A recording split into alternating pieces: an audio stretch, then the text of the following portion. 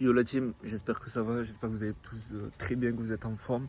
Nouvelle vidéo, nouveau Day in My Life, un petit peu, regardez on est dehors, on prend le soleil à chaque fois avant de commencer une nouvelle journée, c'est ce que je fais maintenant, je prends tout le temps le soleil. Il fait bon, ça permet de se réveiller, bon là je sors de la douche etc.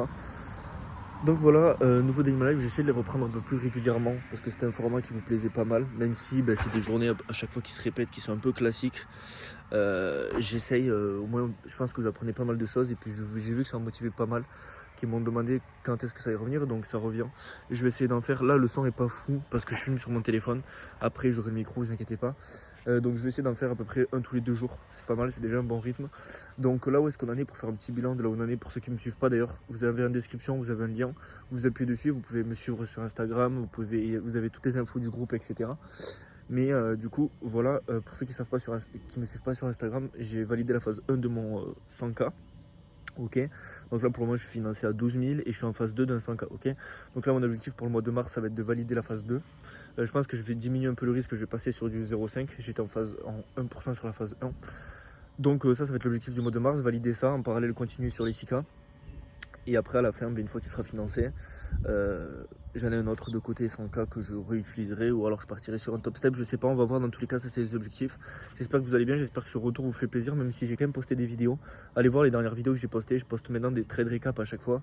Donc ça fait un rythme sur YouTube qui est assez soutenu. D'ailleurs, on a atteint les 1000 abonnés, merci beaucoup. Je vous ai même pas fait une vidéo pour les 1000 abonnés. Donc merci beaucoup, ça me fait énormément plaisir. 1000 abonnés, c'est énorme. Donc maintenant, go les 5 et 10 000. Dans tous les cas, je suis pas à la recherche des abonnés. Moi, tant que je peux aider des gens, c'est mon objectif. Donc voilà, on va se retrouver directement sur les écrans parce que là, il est 8h à peu près, 8h35. Chaque matin, je prends 10-15 minutes pour prendre le soleil, les premiers rayons, même s'il fait pas soleil, etc. C'est super important pour se réveiller. J'ai remarqué depuis que je fais ça, je marche dehors un peu, donc ça fait à peu près 1000 pas. Les 1000 premiers pas de la journée, plus le soleil, avec un petit café, mais bon, ça c'est en plus. Et j'ai remarqué depuis que je fais ça, je suis nettement plus lucide et que je suis beaucoup plus réveillé. Donc voilà, j'espère que ce retour vous plaît. N'hésitez pas, mettez un pouce bleu, abonnez-vous et let's go la team. Allez, let's go, c'est parti, on est au bureau. Je viens de lancer le live avec les membres. On va voir ce qu'on peut faire de beau, on est le 3 mars. Il est 8h53, comme d'habitude, je lance le live là, 10 minutes avant l'open, 5-10 minutes avant l'open, ça suffit, on discute un peu, je partage mon analyse quotidienne, et let's go, on va voir si on a quelque chose d'intéressant, je vous montre ça de suite après. Et c'est parti, on espère que ce soit une belle journée, belle semaine, beau mois. On respecte le plan, c'est tout ce qu'on peut maîtriser. Le résultat, on ne sait pas. Tout ce qu'on sait, c'est qu'on respecte le plan. Allez, let's go. Mais voilà, du coup, ce à quoi je m'attends, deux scénarios entre guillemets possibles en fonction de l'open et de ce que l'open me donne. Ok, comment c'est qu'il va de liquidité en liquidité. S'il récupère d'abord les liquidités du bas, c'est que je sais qu'il a plus de chances d'aller chercher en haut et inversement. Sachant qu'on est quand même surétendu et qu'il y a les 50% ici, qu'on a à la fois des confiances baissières, donc ça peut être intéressant de potentiellement vendre.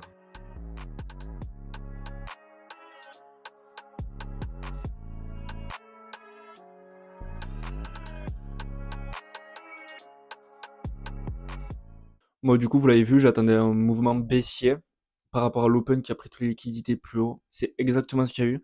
J'ai pas pu rentrer, mais du coup, il y a deux membres qui ont pu prendre les trades, donc ça fait plaisir quand même. Moi, j'ai attendu une confirmation de plus et il a coulé direct sans moi. Donc, c'est comme ça. Donc, je vais vous montrer juste après. J'attendais une première baisse sans moi. Là, si j'ai confirmation, j'attends un potentiel achat. Si ça se passe avant 10h30, 11h, je le prendrai tranquillement. Là, j'ai juste mis une alerte et j'attends de voir si du coup il y a confirmation. Je vais vous montrer justement ce que j'attendais et voilà, let's go. Donc là, vous voyez directement à l'open, la bougie de 9h, boum, on est venu récupérer toutes les liquidités plus haut. Donc j'attendais inversion et j'attendais que le prix revienne sur ce gap en 5 minutes qu'on a là. La mèche ici n'est pas revenue à quelques points. On a directement coulé pour aller récupérer tous mes TP plus bas. C'est ce qui s'est passé. Maintenant, on a récupéré des liquidités en bas, dans un gap en 4 heures, dans un gap à 1 heure. Bref, beaucoup de confiance. Donc je vais attendre qu'on fasse un higher high pour m'indiquer que, ok, on va aller chercher ces liquidités plus haut. Donc c'est ce que je vais attendre. J'ai mis des alertes là et là et j'attends tout simplement. Et je vous tiens au courant. Je vais aller à la salle, j'ai d'autres trucs à faire, let's go.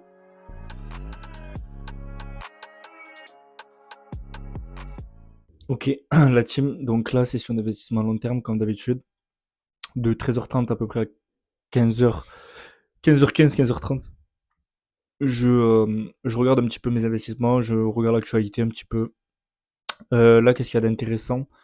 Comme vous l'avez vu la semaine dernière, on a eu un gros mouvement sell-off, donc un mouvement vendeur. On a perdu à peu près, je crois, 6% depuis les plus hauts, 6-7%. Donc, c'est des mouvements moyens lors des années qui ne sont pas récessionnaires. Ça veut dire quoi? Alors, attendez, je vous pose. Ça veut dire que Dans les années où il n'y a pas de récession, en moyenne, le marché perd entre 8 et 10%, donc c'est ce qu'on a eu depuis les plus hauts.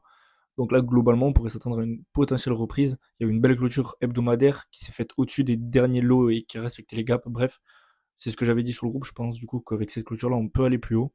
Ça ne veut pas dire pour autant que je vais forcément acheter les indices à l'open. Je vais voir ce que ça me donne.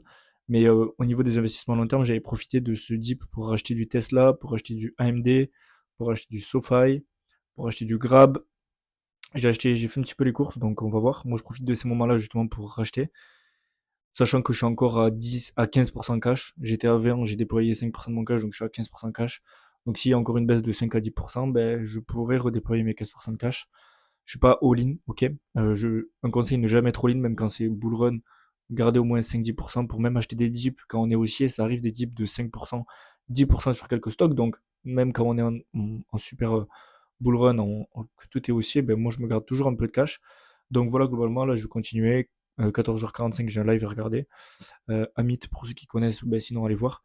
Et du coup, voilà ce que je vais faire. Je vais aller dehors prendre le soleil. J'ai quasiment atteint mes 7, non, je suis à 5500 pas.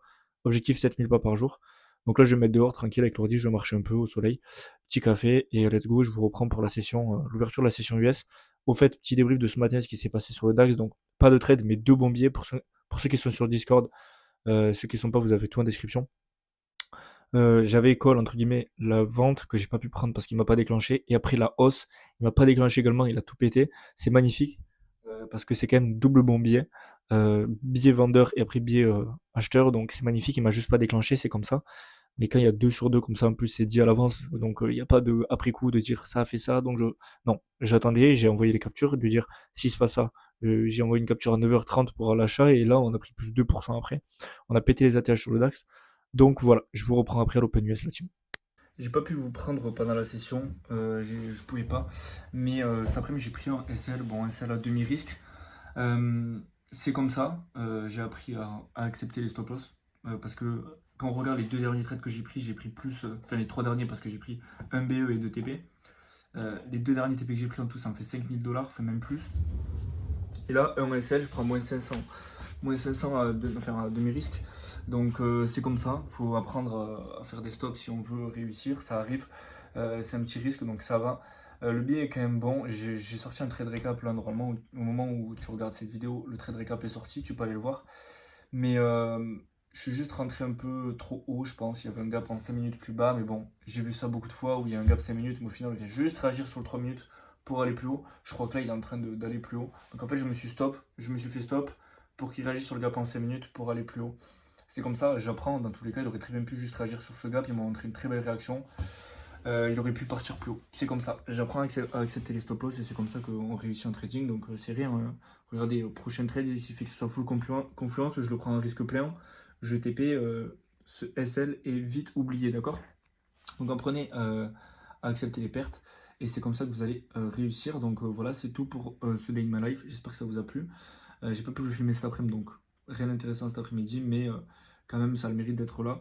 Donc voilà, si vous voulez toutes les infos, si vous voulez regarder le trade recap, vous avez tout sur YouTube, vous avez tout en description. Et let's go, je vous dis à demain.